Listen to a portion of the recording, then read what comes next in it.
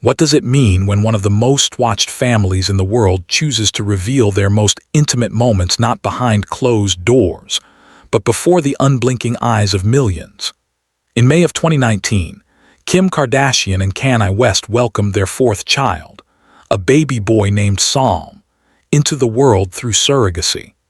And just months later, they stood together under the California sky, renewing their wedding vows in a ceremony that blurred the line between private devotion and public spectacle.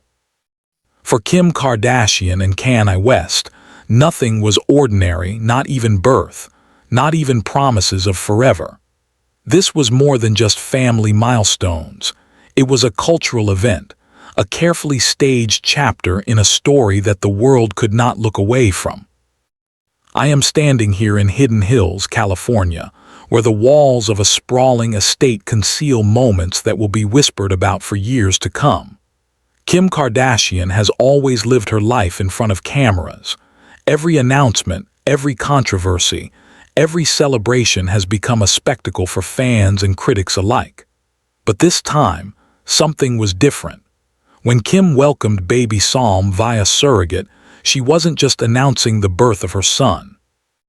She was challenging centuries of tradition about motherhood, rewriting the way modern celebrity families grow, and redefining what it means to build a dynasty under the lights of Hollywood. The decision to bring Psalm into the world through surrogacy was not casual. It was rooted in Kim's medical history. After the difficult pregnancies of her older children, North and Saint, doctors warned her of the dangers of carrying another child. Her third child, Chicago, had also been born via surrogate. For some, the idea of surrogacy still carries stigma, whispered judgments about authenticity, love, or connection.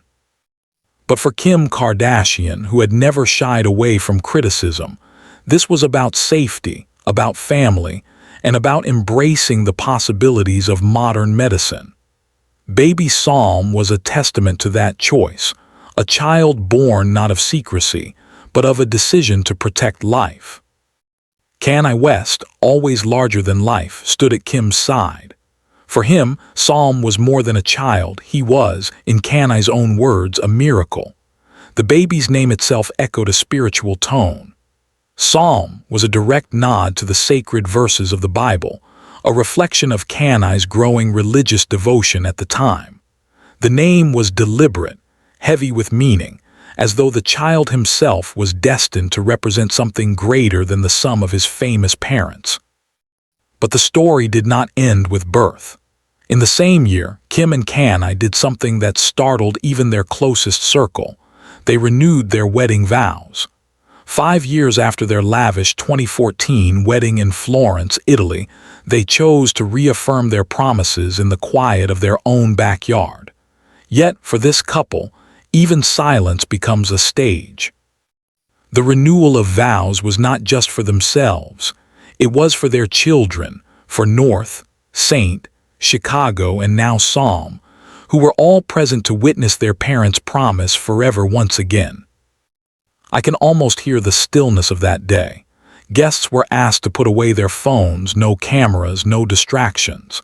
Kanye stood waiting as Kim, dressed in simplicity yet radiance, spoke words that were never fully revealed to the public. In a rare gesture, she wanted her vows to belong only to her family. Yet even in that privacy, the world speculated. What did she say? What did Kanye whisper back?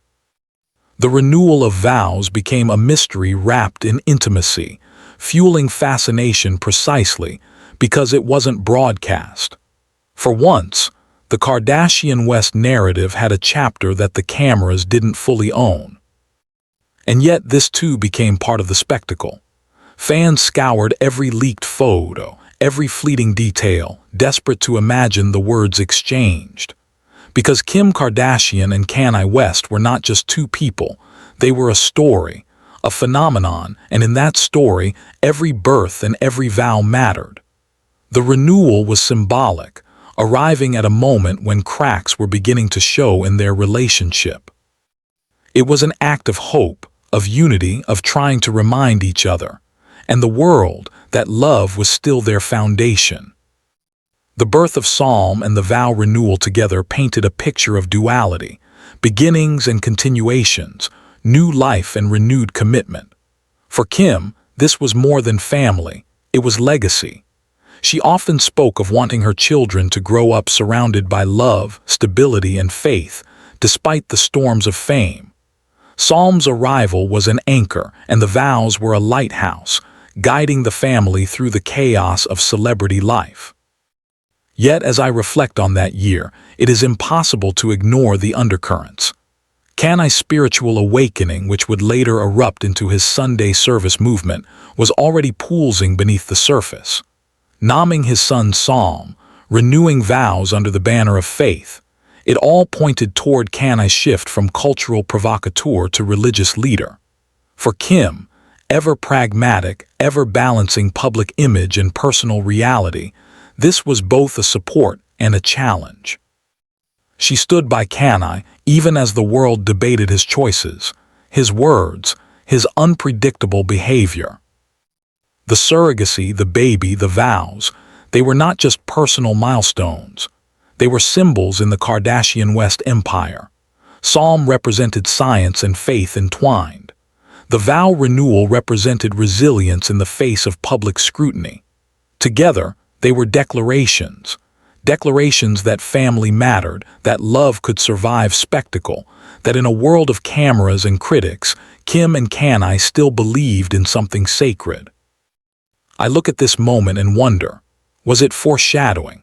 Within a few years, their marriage would unravel. Their once ironclad partnership would bend under the weight of fame, politics, mental health battles, and irreconcilable visions of the future. But in that snapshot of 2019, when baby Psalm was cradled in Kim's arms and vows were whispered between two people who had once defied the odds, it felt eternal. It felt as though time itself paused, allowing them one perfect frame in a story that would eventually fracture. The public saw images, read headlines, and debated meanings. But here, behind the narrative, the reality was simple: two parents welcoming their child, two lovers promising each other forever. And perhaps that is what made it powerful, because beneath the luxury, beneath the celebrity, beneath the lights, there was something universal: the arrival of a child, the renewal of love, the human need to celebrate beginnings and to hold on tightly to what matters. Psalm West may never remember the day of his birth announcement. He may never recall the moment his parents stood beneath the California sun, promising once again to remain united. But the world remembers. The story has been told and retold, stitched into the cultural fabric of a generation that has grown up watching the Kardashian empire. His very name carries echoes of that moment, a baby born of choice and faith, entering a world where his very existence was news. And so, the story of Kim welcoming baby Psalm via surrogate and renewing vows with Kanye is not just about celebrity. It is about the intersection of modern medicine, spiritual devotion, love under pressure, and the performance of family in a public arena. It is about how even the most personal milestones become magnified when lived on a global stage. Here in Hidden Hills, the echoes still linger. The laughter of children, the whispered vows, the cries of a newborn. They may belong to Kim and Kanye, but in a strange way, they also belong to the world that watched, speculated, and absorbed their every move.